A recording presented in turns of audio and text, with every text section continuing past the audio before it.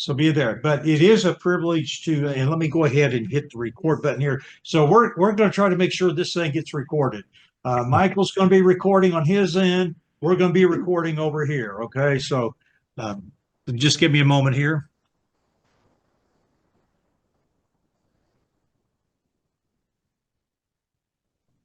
Recording in progress. All right. I will stop my share.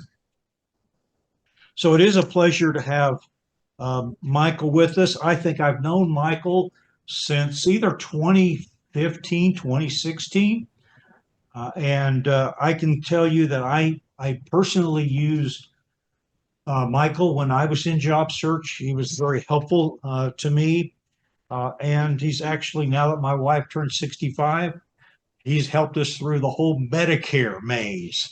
So Mike, he is a subject matter expert and a frequent public speaker on healthcare matters and insurance matters. He's an insurance broker that specializes in employee benefits, particularly health and life insurance, and he literally has helped thousands of people. He's a Circle of Champion Award winner with healthcare.gov and is listed on the healthcare.gov website. And he's only one of the few agents in North Texas that's been actively involved since the inception of healthcare.gov. So he represents all of the ACA and non-ACL healthcare options available in North Texas. And so he knows all this. And you also represent other states too, right, Michael? That's right. I'm licensed and certified in about 17 states now.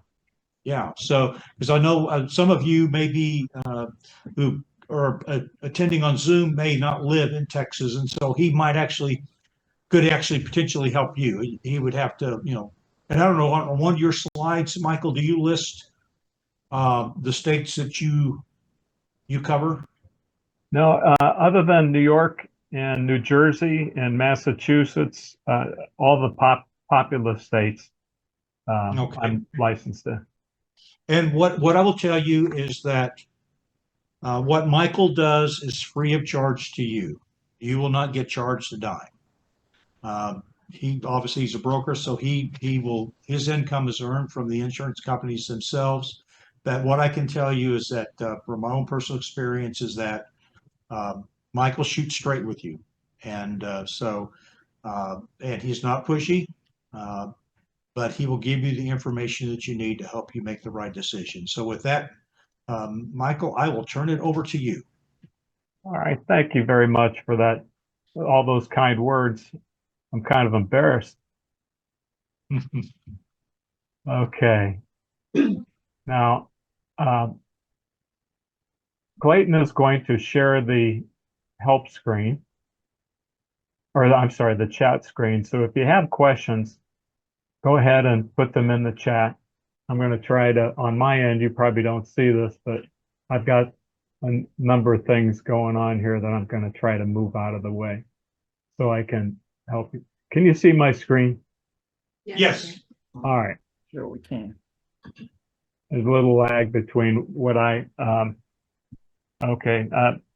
what Clayton mentioned, I'm proud of. I was a job seeker 20 years ago, actually longer than that. And after a nice career in corporate management, which came to an end after 9/11, I became a single parent, and after 9/11, there were no jobs, and so I've walked in your shoes, and I know just how hard it is to conduct a job search and what that does to you mentally, emotionally, and physically. And I decided, because I had to flex my hours, I decided to try something different. And I had always been the one in the family that whenever we moved to another state, and I was a corporate nomad and moved, I think, 6 times in 8 years at one stretch. I was the guy that had to deal with health insurance either through the company or what was available in that particular state. So that kind of gave me a little bit of an understanding of just how important it is, especially for people with pre-existing conditions or people that are between jobs. And over 20 years ago, I got my license, and I figured, well, I'd go back to the corporate world, and I'm kind of glad I didn't at this point. But there were a lot of lean and humbling years. I now make a living, and I'm really thankful I chose to do this because it's enabled me to help so many people across the Metroplex and across Texas and other states. And as Clayton mentioned, there's no cost. What I do is I help my job, I'll talk about in a second. My job is to help you maximize your time so that you can be employed. And I help people that are maybe prematurely retired. I help and people that are approaching age 65 for Medicare, and then I support them. The big difference between someone like myself and trying to do it yourself or to go through a call center, either at the insurance company's website or phone number, or there's thousands of call center agencies, is that they want to push you into the first plan, and often that's based on price, which is not the best solution necessarily. But then they move on to the next person, and you never hear from them again.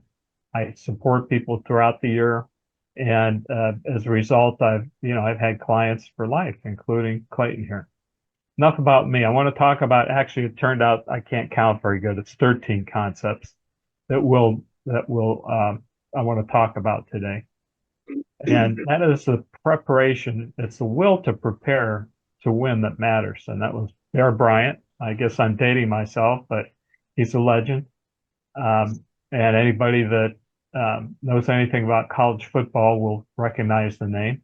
He was an Aggie before he was anything else, and he was excellent at what he did. Now I'm going to try to move on to the next screen here. I'm going to talk about return on investment. You're all familiar with that with finance classes.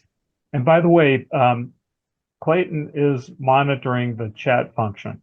So at any point, if you have questions, just put them up in the chat, and I'll try to answer them as we go along.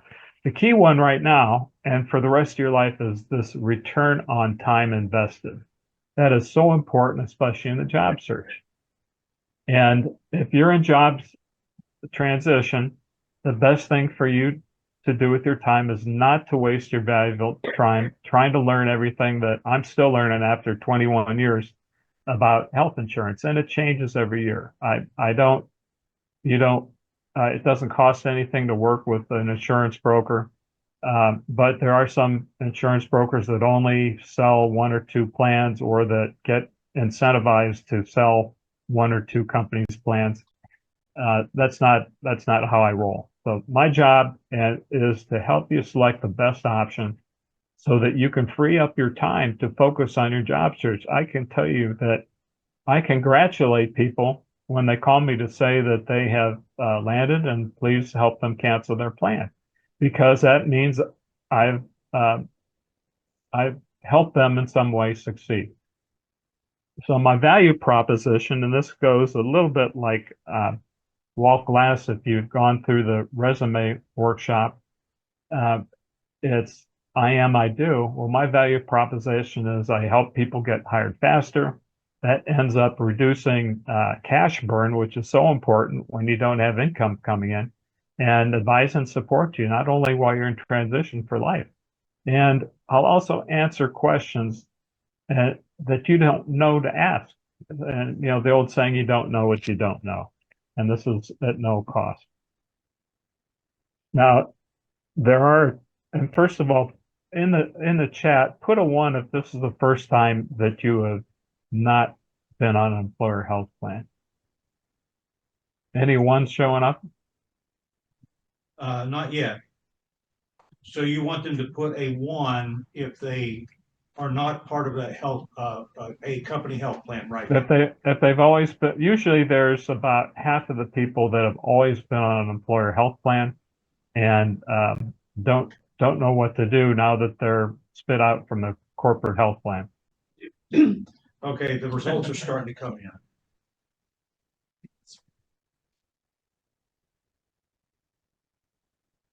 Right now, I've got 7 that have submitted a 1. Okay, all right. Well, there's a big difference between the plans that are available as an individual, especially the plans in Texas and in most other states. There are no PPO plans. And what that means is there's no out-of-network coverage except for emergency hospitalization. If you get rolled in on a stretcher to a hospital, they'll treat you, but you won't get the network negotiated rate if that happens. So you have higher deductibles, higher out-of-pocket maximums, co-pays, et cetera, versus an employer PPO plan. And the plan limits the doctors you can see. And if you see doctors that you used to and they're not in the network, you're going to pay for it. And if you don't get a referral, if you're on an HMO plan, and most plans are HMO plans, you will, and you see a specialist that's not in the network, then you're going to pay for that visit too.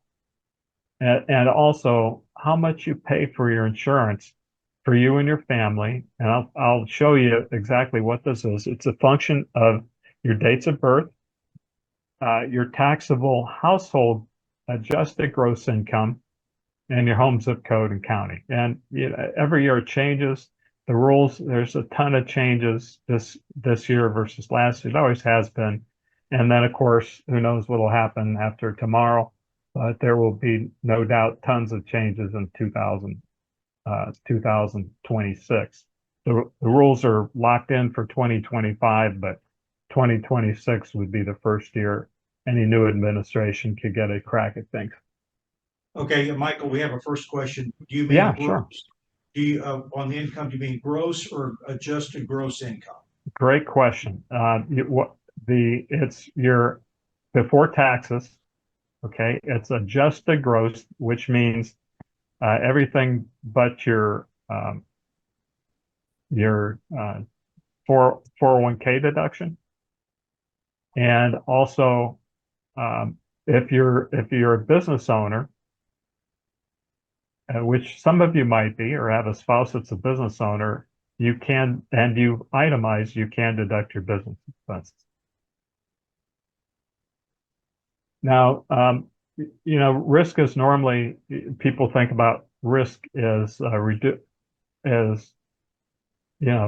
cover risk with insurance. Well, health insurance is a little bit different. And there are, ideally you spread risk, and this goes back to the dark ages, the guilds in Europe.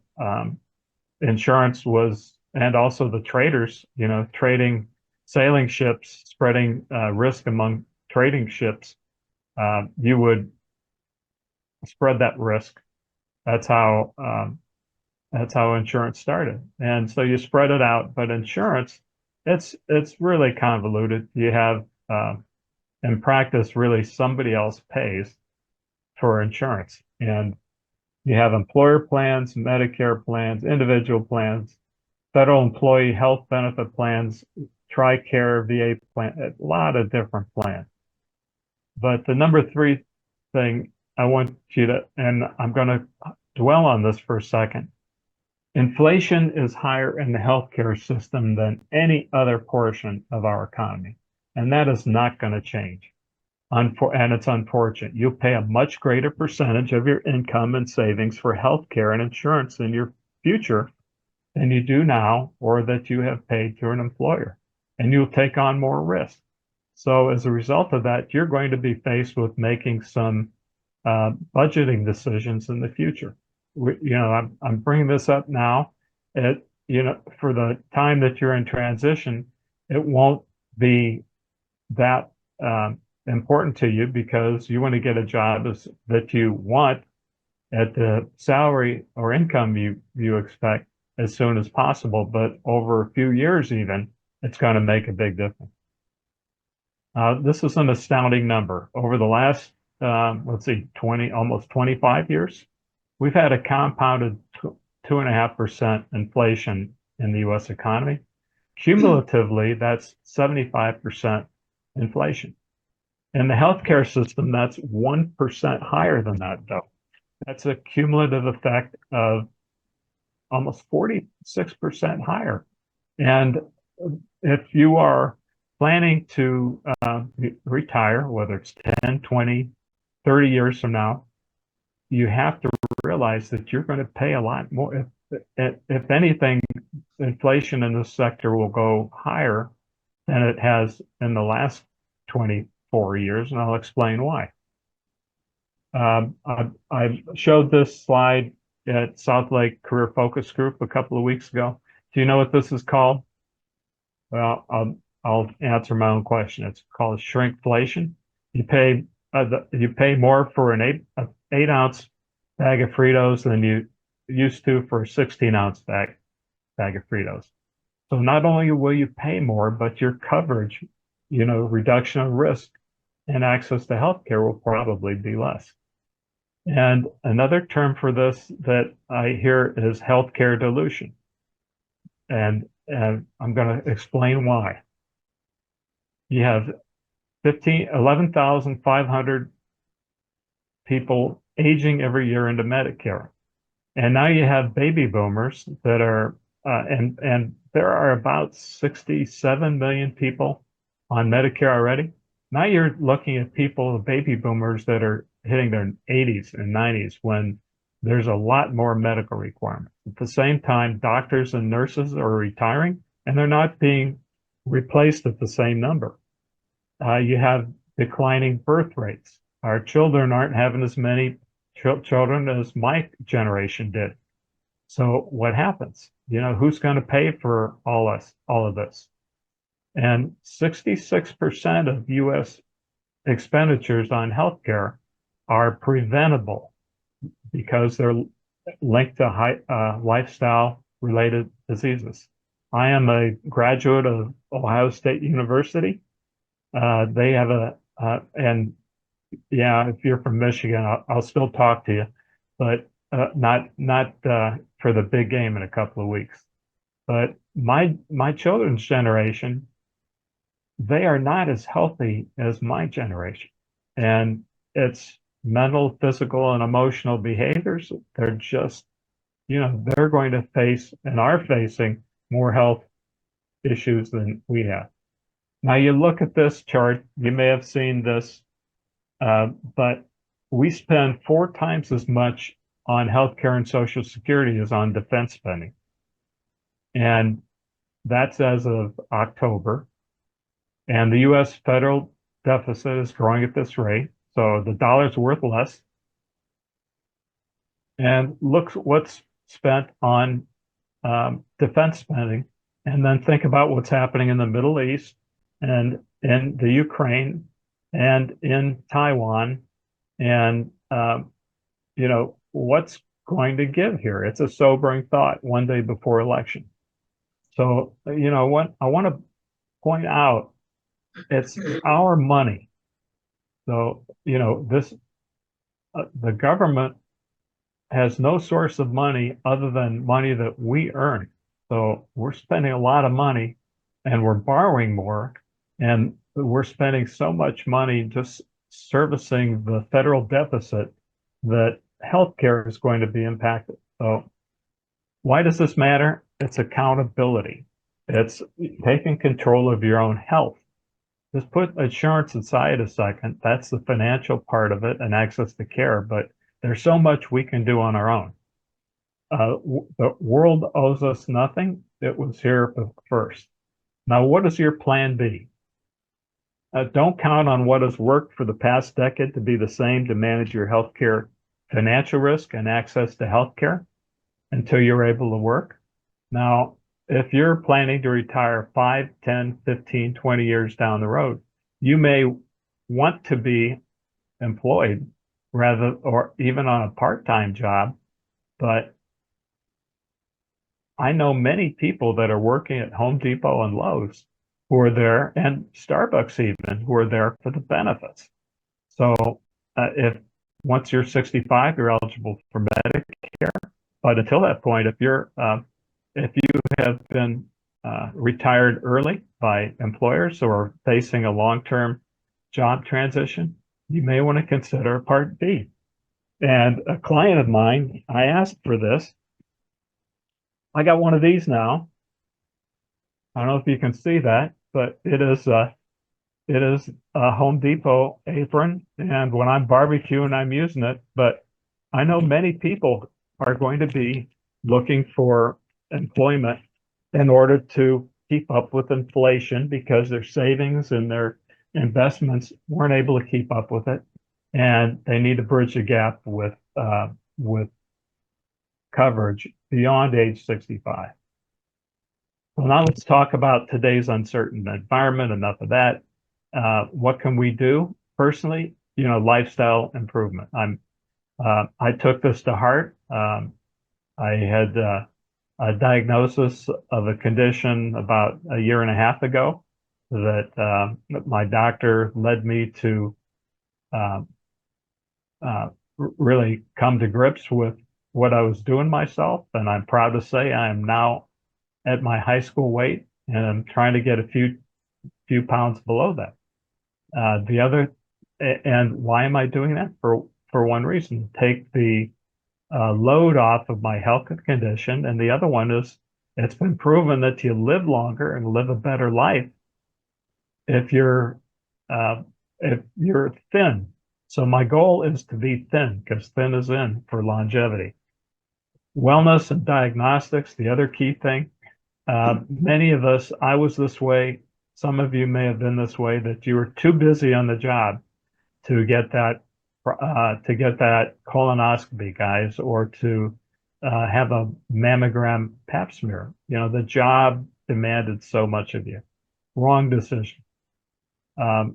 Whatever you can do to reduce stress. Also, loneliness is an epidemic portions, especially with Zoom and COVID and everything else, and then reckless behaviors. Another option for you is to seek medical solutions outside of the U.S. I can recommend excellent medical facilities and dental facilities in Central and South America that I'd put up against any in the United States. But the main thing for right now, here and now, is to manage your own health risk while you're in transition. Now, whether you're employed or unemployed, you're going to pay more for health insurance, and also you're going to be limited in your access to healthcare in the future, and you're going to have more financial risk. So you need to prioritize and budget accordingly. The more you're employed, the less you will spend, because it's a federal law. Any employer who has a group health plan has to provide has to subsidize at least 50% of the premium. That's why I hear from so many people that, oh, COBRA's so expensive. And I used to manage a website before healthcare.gov that I referred to that the name of the website was Cobra Busters, to help people find options that were less expensive. Well, Cobra may well be the best option for you, but the best option for you will always be usually will be an employer plan. One, you're getting paid. Two, because the employer has to pay for at least 50% of the premium. So do what you do best on your job search, and remember ROTI, every hour of every day, 7 days a week. Now let's talk about coverage for people under 65. Affordable Care Act. That is in Texas, we use healthcare.gov, and in 23 other states that have not built their own state exchange, they're all governed by the same rules, as are employer rules. I always get asked, what other options are there? Are there any non-healthcare.gov plans? The only other options that are available that are insurance options are short-term plans, which will cover you for a maximum of 3 months. And those are appropriate if you're needing to fill a gap between when you start a new employer, but they do not cover pre-existing conditions or come with the mandated wellness exams, and they may not save you any money. There is no out-of-network coverage in Texas and most states. I mentioned that earlier. So travel may be an issue, and there's ways you can mitigate the risk while you're traveling out of the network area. And most plans, being HMO plans, they require referral. So what this means is knowing if your doctors and hospitals are in network is essential. And also urgent care in the event of an accident where you're making most of your trips or near home. There are a lot of urgent care centers that are out of network for any insurance plan that you pay a big bill. Your insurance company will tell you which urgent care centers near you are in network. And I suggest you know the hospitals and urgent care that are in your network. And this is what I do for clients. Now, your adjusted gross income for 2025 for your entire household determines how much you're going to pay in premiums and even your out-of-pocket expenses. Now, this is a very busy chart. I went to this. I'm going to spend a few minutes on this. So circle where you are. These are the people in your family and household that are on your income tax for 2025. The children under the age of 26, spouses would be included in that number if you put them on your 1040. So let's take an easy example here.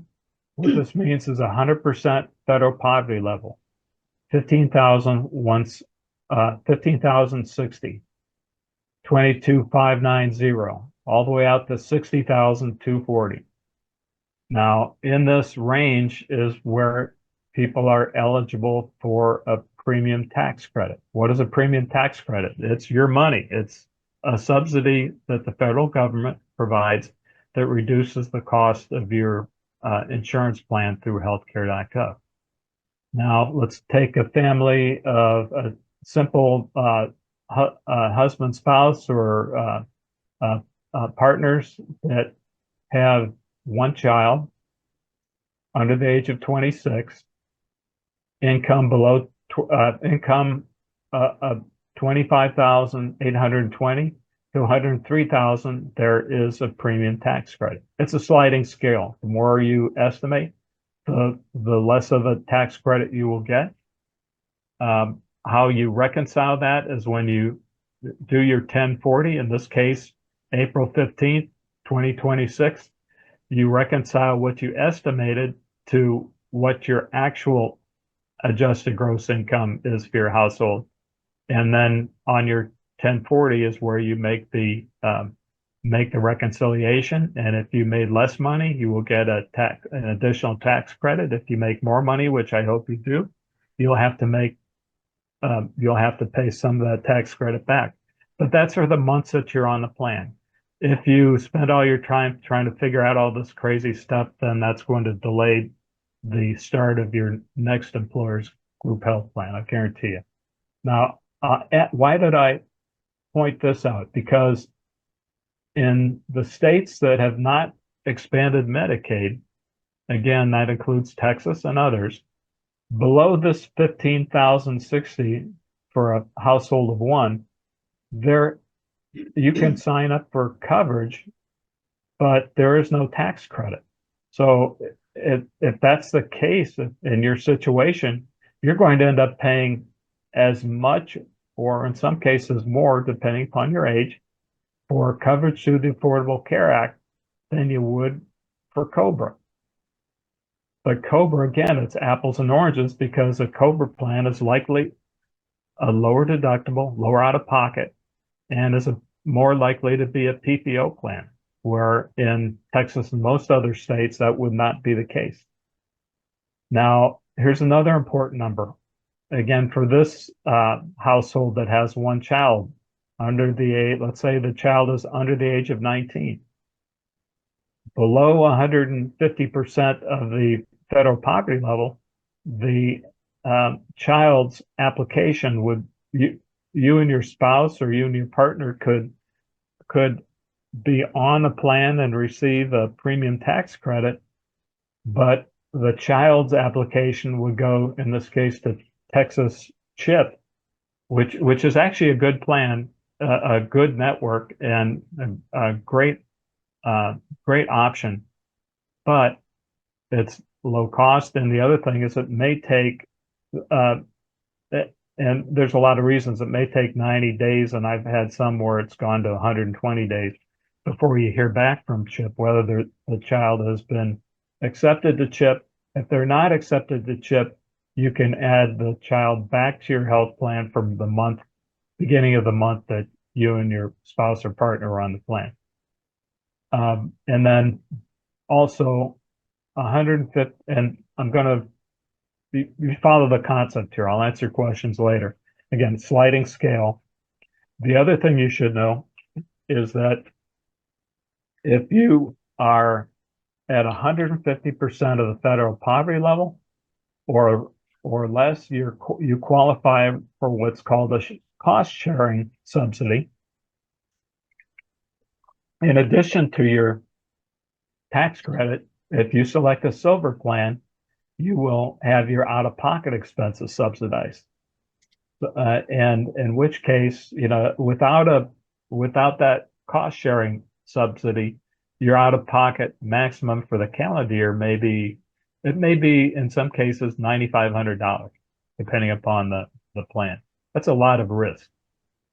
The silver plan reduces that, and the closer you get to 100% of the federal poverty level, the less you'll spend for the plan, but also the lower your out-of-pocket expense, your deductible, copays, and coinsurance. That's a lot in a hurry. Does anybody have any questions at this point? Anyone in the room? None in the room or on the chat right now, Michael. All right. Oh, there is one now. Okay, Yeah. go ahead, shoot. So you were talking about like the taxes coming up in April. And of course, right now, if we're unemployed, the tax amount that we would be turning in to say get ACA would be less if my husband's working, but I'm not. Compared to, I tried to do the ACA earlier, but they were utilizing last year's taxes. And of course, I was employed and I was 70% of our income. So how does the scale work? At what point or what information are we providing at this point? Because obviously my income is way less right now for the family household. Well, that's a good question, but I'm going to answer it probably in the way you didn't expect. Last year and this year don't count. It's what you estimate your income will be for 2025. And I know for anybody in transition, that's a wild ass guess, but you estimate that amount, and then that is what your premium tax credit and cost sharing subsidy is based upon, that in your household size and everybody's date of birth and everything. So you end up at the end of the year, you get a tax form from the insurance company. It's called a 1095-A.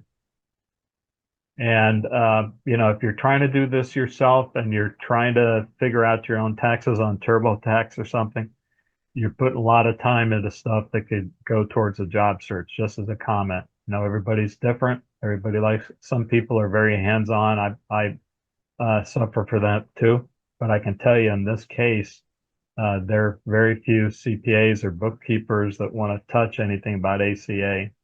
I can usually explain it and talk to you about that. And part of what I do is helping you estimate what your 2025 household income will be.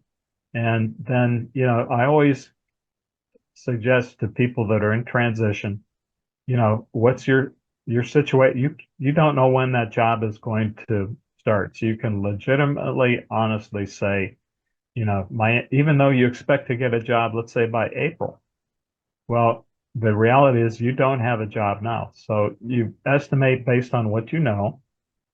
And if and when you get a job in April, the premium tax credit is only for the months that you're on the plan. You've got 8 months then or 9, I guess, if you start April 1st, you have 9 months to then put some money aside, knowing that you may have some tax liability for that premium tax credit for the months that you're on the plan.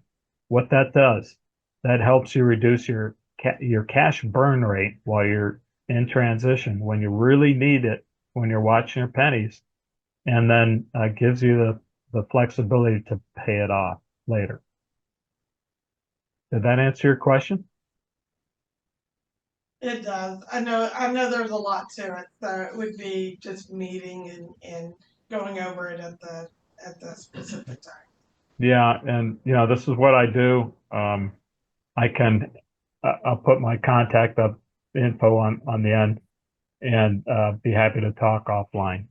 Now, also, if you're below 100% of the federal poverty level, there's no premium tax credit in Texas. You pay the full amount. If I think I mentioned this, if your income estimate is 150% or less than the federal poverty level, based on your family side, then your kids under age 19 in Texas, their application will go to CHIP. And not a bad plan, but right now there were about, in every state, the rolls for Medicaid, they didn't really check who was eligible for Medicaid from COVID times to last year. So they are working overtime to get people processed through Medicaid. There's several million people across the country and over 1 million in Texas that lost Medicaid. That's the same people that try to process applications for CHIP. So the timeline is no longer 60 days. It's more like 90 to 120 days right now to hear. But they will be covered in CHIP, or you can add them back to your plan retroactive to when the coverage started. Also, if you are pregnant when you enroll, coverage will be through Texas Medicaid, which again has a different network of doctors and hospitals. And I do have clients who have, let's say, people from India, Asia, Europe, Canada also that did not pay into Medicare, but they may qualify for a plan through the Affordable Care Act and premium tax credit. So there's a lot of people that have aging parents that bring them to stay with them to be close, or just people that are moving here after age 65. Well, they don't qualify for Medicare, but they can qualify for premium tax credit. And finally, no premium tax credit, then COBRA may be a better option. Again, even if it's the same cost, chances are the employer plan will be a better coverage. We talk about special election periods. That's enrolling in coverage outside of an open enrollment. There is a special election if your household gross income is less than 150% of the federal poverty level. You can qualify for a special election, which means you can enroll any month of the year. The most common ones are loss of employer coverage, or if you move out of a planned service area. Now, the idea of, if you're used to a $2,000 deductible, those don't exist through Affordable Care Act. You're looking at much higher deductibles and out of pocket. Some companies play games with the deductibles, but you look at the out of pocket maximum, it could be $9,500. Or let's say you are going to or need to travel either for a job search or for a job or for vacation. How do you reduce the risk? Well, the best and most affordable thing is a low cost accident plan, which will pay a fixed amount of money whenever you're out of a network area. And it can also reduce the out-of-pocket medical expense risk, even with an ACA plan, if in network, because it pays a fixed amount no matter what your health insurance plan plays. Also, vacationing or traveling outside of the U.S., you're not going to be covered whether on an ACA or an employer plan. Very few employer plans have coverage outside of the United States. And just a word of warning, don't be fooled by the kinds of insurance plans offered by travel agencies. Those generally, they don't want to make them too expensive because they want they make their money on the travel package, right? So they will offer a little bit for lost tag, but they'll have very little coverage for health emergencies. And if you're in another country and you have a health situation, hopefully you'll be close to a hospital and a good hospital, but also they won't let you out of that hospital until you've paid the bill. And they won't let you out of the country until you've paid the bill. So it's dirt cheap to get medical coverage when you're traveling in other countries. Just be careful. I'm going to shift to, let me go back. Are there any questions about ACA or plans for people under 65, healthcare.gov? Yes, I started to type, but I think it'll be better if I just Sure. The question I have is earlier you mentioned about the adjusted gross income that Mhm. you put for your whole household. If Mhm. one of your spouse or if your husband is on Medicare already and he gives disability income, for you, for me and my child, would I have to put down his income as a whole family? That's a great question. Yeah, it actually you do. It's based on what's your 1040 for your household, and disability income counts also. Right. Social Security counts, in addition to withdrawals from retirement plans like 401k, any forms of income, royalties, it all counts towards that number. Now, that doesn't mean that your spouse on Medicare will be covered. It just means that determines the household adjusted gross income that you report on your 1040 for 2026, or you expect to, will be the number that you want to include. Okay. One other question, sir. Mhm. What if this is my first year to have ACA insurance the first time? And I guess my question is, what if I forecasted wrong and it's going to be a lot less because I'm still not employed, and I forecasted to be employed. So for 2025, I want to be realistic and say, okay, I'm not going to have a job. And then if I have a job, I'm assuming that would change what have you.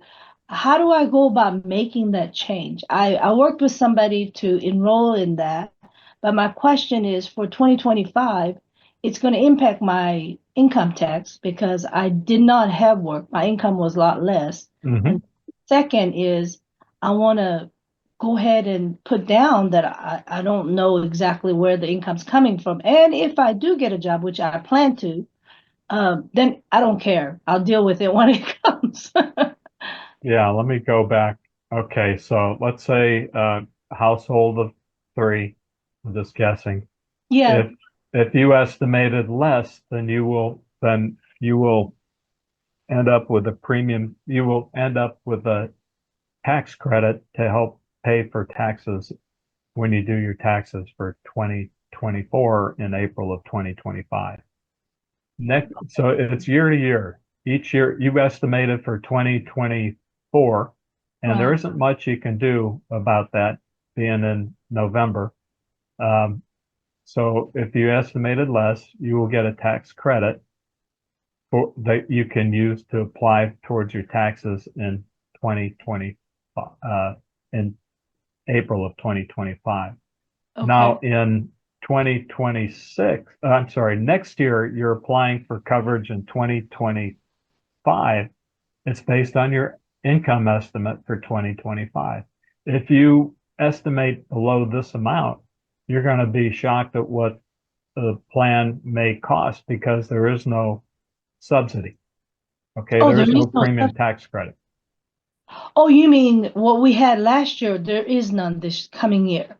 No, each year you estimate for the upcoming year. When you enrolled in 2023 for this year, it was based on your estimate for 2024. Now you're in open enrollment for 2025, so you estimate the amount that you're going to earn for 2025. Okay, I'm hearing you saying it could be much higher, is what I'm hearing. Is that right? What do you mean? What is much higher? For next year, like There's no subsidy is what I thought I heard you say. So, No, oh, okay. I meant, no. Your tax credit is based upon your income estimate. But below this number, below 100%, there is no tax credit. But this is for 2025. If you estimate below this amount, you will not receive a premium tax credit in Texas. In other states, you might qualify for Medicaid. That's not the case in Texas. oh, I see what you're saying. Okay, got it. All right. Thank you very much. Yeah, you bet. All right, we got Michael. We got two people with their hands raised. Yeah, please go ahead. John Gorman. Yeah, thank you. Yeah, Mike, could you go back to that slide? I just want to clarify my understanding. So for me, the key to the slide is the far right column, the 400%. So correct me if I'm wrong, but if I think the key is, so the premium tax credit, we're getting a credit on the monthly premium. The government's giving us money, whatever that is. Say I'm getting $200 a month off. Right. If I go over 60,240 for the first line, then I have to pay all that back. So I have to pay back 200 times 12 is $2,400. No? No, it's a great question, and that's why I put this up and wanted to spend some time on it, because this is a hard one to understand. Yeah. But it's only for the months that you're on the plan, right? Right. So if you're on the plan for the whole year, then if you estimated, let's say you estimated 200, okay? But you end up making 60,240. Okay. Then for the months that you're on the plan, your 1095-A tax form that you get from the insurance company will show how much you estimated and how much you actually received in the way of tax credit. And then on the 1040, there's another form, 8595, I believe it is, that you reconcile the difference between your estimate and the actual. So if you were on the plan for the whole year, whatever the tax credit amount was, the 1095-A will be based on the amount you received. If you ended up making more, which still is a good thing to do in this country, is to make more money, then you will have to pay some of that tax credit back based on your actual earnings for the calendar year. So if I'm on it for the whole year and I make 60,240 and I thought I was going to make 30 or 40, you're saying I don't have to pay that back? No, I'm sorry, I misunderstood. I thought I did. If you made, well, I misunderstood. If you estimated 60,000, but you actually made 30,000, is that? No, other way, flip it. I estimated 30, but I made $60,241. So I'm over the 400. Don't I have to pay that back? In my example, 200 a month times 12?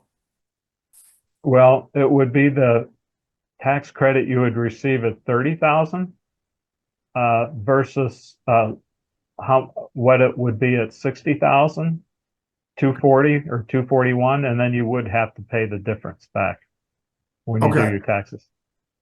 Okay, so the key is, as long as that far right column, as long as you don't exceed that. So that really takes some good planning and forecasting on our parts, right? I mean, we have to lay out what we think our income is going to be for the year. And then we got to make sure we stay below that number. Well, I wouldn't look at it that way. Still the first thing, the best thing you can do is to land a job with benefits sooner rather than later. Yeah, absolutely. Because then you reduce the amount of months that you're on an ACA plan. Oh, no doubt. The other thing you could do is see, if you itemize, see what you can do to reduce your household income. You might be able to do that across the whole year. It's hard to do the last month and a half of the year. But then, like Ron just said, if we get find a job, we can kill this ACA plan. Yeah, jump on the that's employer, right. and then we don't have to worry about the months, 3 months or whatever, 5 months that we were using it. Right. The employer has to file forms with the federal government, but you don't have to worry about it. Okay, thanks. Okay, Scott, go ahead. Scott, you're on mute. Yes, hello. Question. Mhm. If you're on the ACA, my children are on Medicaid, we're on the marketplace. Uh-huh. You have to estimate your income every year. Why Mhm. do the current insurance that you're on give you forms and say it will automatically renew and everything? When Yeah, you're right, Scott. That is so confusing, and I tell you why. Because of both, and the government encourages that because they like to point out the fact that X number of million people are on plans through healthcare.gov. But it's year to year. If you auto renew your plan, and a lot of plans, I would say more than half, will auto renew you, they're using your estimate for last year. And Uncle Sam is fine with that, but your income estimate for next year, it may be less or more. So during open enrollment, what you want to do is reevaluate what your income estimate is and compare it to last year. Maybe it's the same, maybe it's more, maybe it's less, but auto enrollment just leads to more trouble than it fixes from the individual standpoint. Okay, so I always tend to, I know I'm getting calls and emails and mail about it and everything, but I'm looking at things I have to do now and I'm like, oh, I have 2 months to do that. Mhm. Well, 2 months always creeps up on me, even 3 months. So Yep. technically, if I don't get to it and I auto enroll, the worst thing is I'll end up having to reconcile a worse situation on my income tax. Well, it's such an important financial decision, and just call me. It doesn't take that long uh, to calculate. That's something that on a Sunday morning or Saturday morning, spend an hour, every couple of months. Say, what did I estimate? What does it look like now? So you Yeah, the don't end income up tax I have with no problem with. surprises. It's just the insurance. Insurance confuses the heck out of me, and I swear, if it wasn't for insurance, we wouldn't need it for half the stuff. Yeah, yeah. Well, you don't have insurance for the little stuff. It's for the unexpected stuff in most cases. But the complications on the tax credits, it's really convoluted, but it is what it is, and it's very Well, very easy the to get tax tripped up. credits I get because I do income taxes, so I'm not worried about that part. But okay, thank you. Any other questions? I'll move on to some Medicare stuff. I think that's it. I have a question. Okay. Oh, there's a question. Yeah. So Michael, is there a point on this chart far to the right that ACA just really doesn't work out for you? Well, this is a sliding. This is really the only option for people that are uh, in transition other than Cobra. So Right, so you can still get covered. It's just that you're not going to get a premium tax credit the same way you wouldn't get a premium tax credit if you're at this end. And that's a sliding scale. with the tax credit though, could potentially be cheaper than Cobra, but is there a point that it flips, that Cobra is cheaper than ACA? Yeah, yeah, especially Cobra might be if you don't qualify for a premium tax credit or a low tax credit, and you were working for a company that had younger employees, so you were above uh, the average age of the employees at the company. And if you work for a large company, Cobra may be less expensive.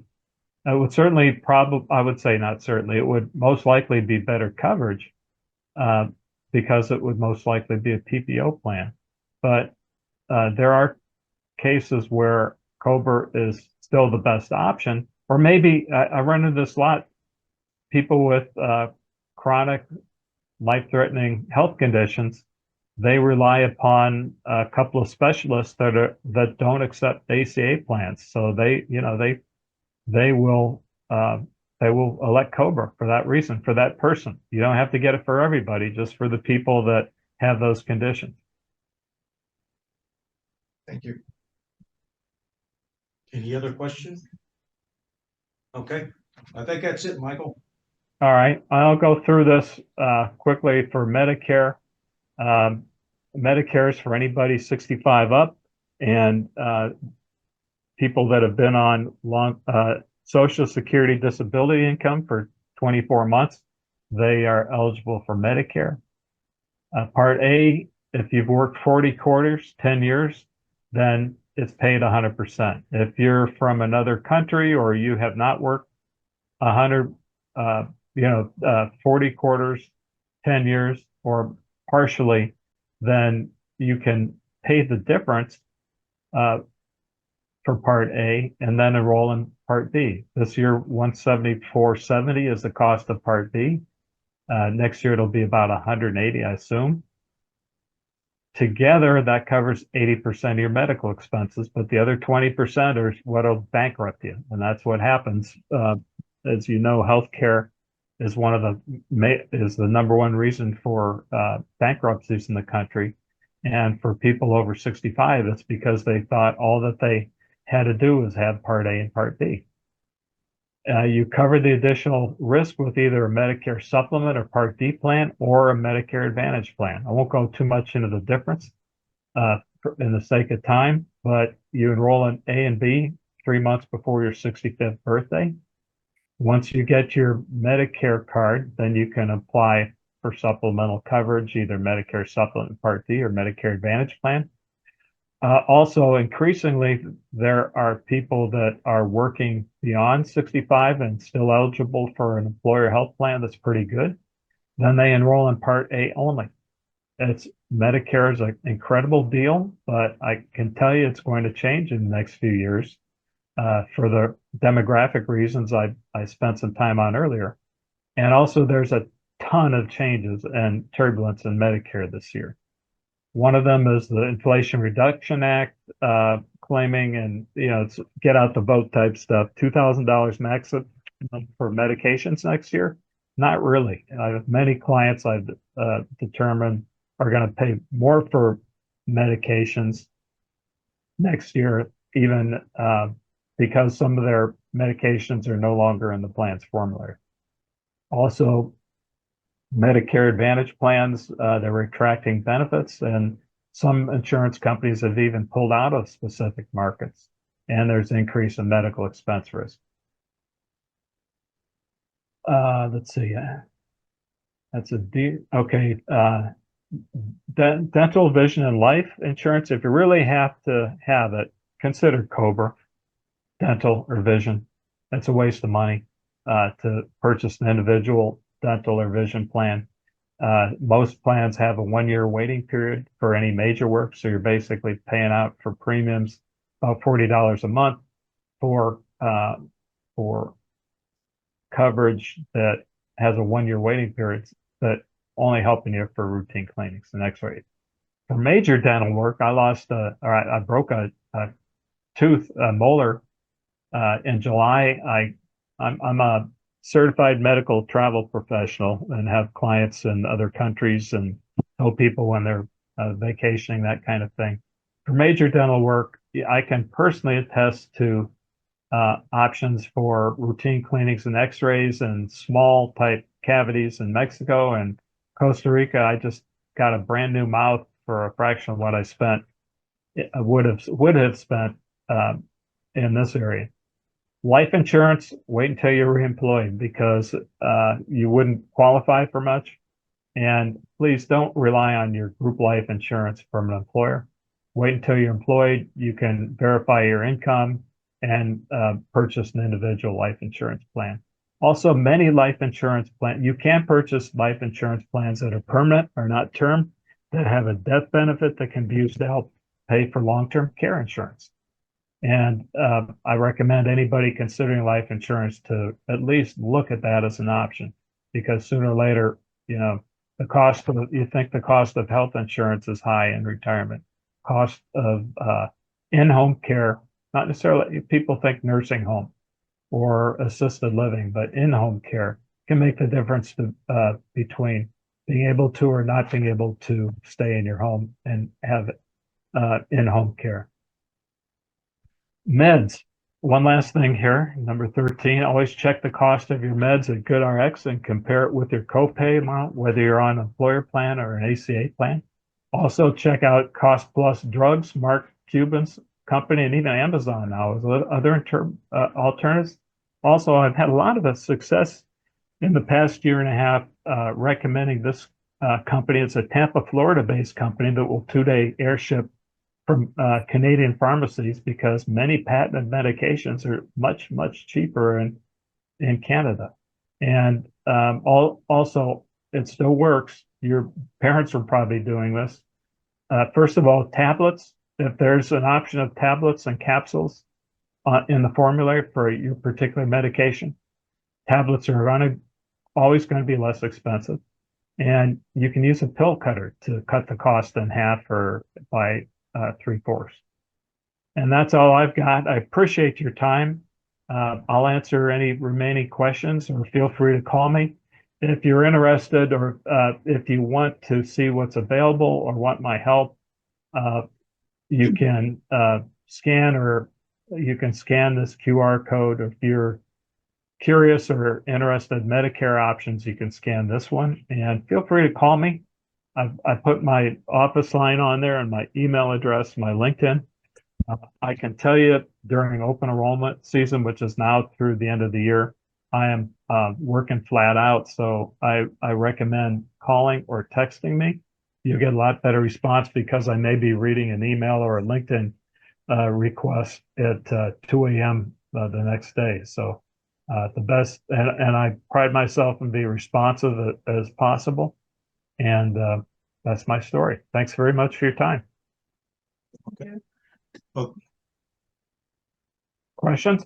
yeah. Thank you very much, Michael. Yeah, there's a question.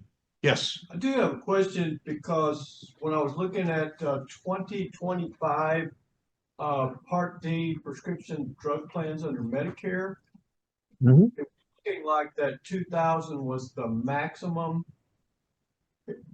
cost.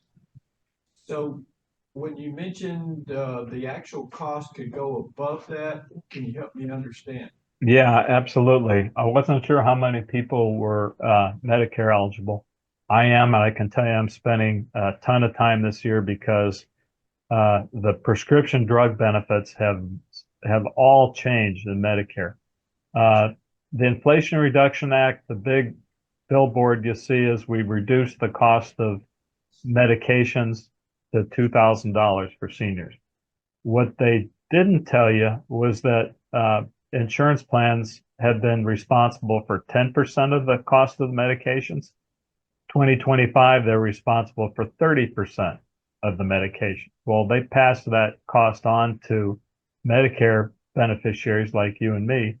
And so what happens is that the cost of the plan has gone way up. In some cases, it's gone from under $10 to $45.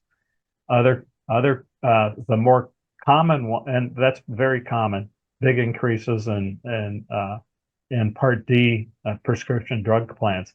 The other change is that prescriptions that were in formulary medications and very common blood pressure, thyroid medications, levothyroxine, lisinopril, may have been in the formulary in 2024, are no longer in the formulary. So the drug companies have conveniently, with the medications that are in their formulary, if it's in the formulary, yeah, you'll spend $2,000. But what you don't hear is that there's a ton of other drugs that are no longer in the formulary that you'll pay the full retail price. And that's why it's so important to look at other options. And when you're at the pharmacy, always check what it would cost using your Part D plan or your Medicare Advantage plan versus checking out the cost at Amazon or Cost Plus Drugs or GoodRx. And then for expensive drugs, Januvia, some other very, very powerful and effective drugs that are patented, you can buy them for less in Canada. Okay. All right. And there's been a couple of questions about getting copies of this presentation. So I know Michael's been recording it. Is there a place where you post the recording, Michael? Yeah, and I'm going to, what I'll do is the slide deck, I will, there's a lot of commentary here, but so you'll have the slide deck, but you'll miss the commentary. I'll send you the link, the YouTube link as well. It'll take a few hours to render the recording and upload it to YouTube. And then Clayton, you can, and I'll put the link. I'll share that with you, Clayton. You can share it with the group. Sure, that'd be great. All right. Well, Michael, we appreciate your time and expertise today, and I know this is a very busy time of year for you. And we appreciate it. Like I said, once again, I can personally vouch for Michael and his assistance. He's helped both me and my wife when unemployed and when employed. So I encourage you to take advantage of his expertise. So I assume you probably need to run because you probably had like 10 or 20 or more emails or that you've Well, got to. I've always, Can the you thing skip is, over? please don't sound like I'm off-putting, but Yeah. it's just like chit chat. How's the weather? I don't, and I would love to hear more from each of you, but I personally take it as a challenge to answer every phone call on the first ring, and Clayton knows that. And or if I'm on the phone, to return calls and texts as soon as I get off the phone. As a result, I'm kind of schizophrenic. I don't get a lot done until late at night. So but please, if you have questions, if I can help, don't hesitate to call. There isn't any question that is, you can share protected health information with me. And my job here is to serve, and I love doing this. It gives me purpose in life, and I expect and hope, with God willing, to be doing it for a long time. All right. Well, thank you, Michael.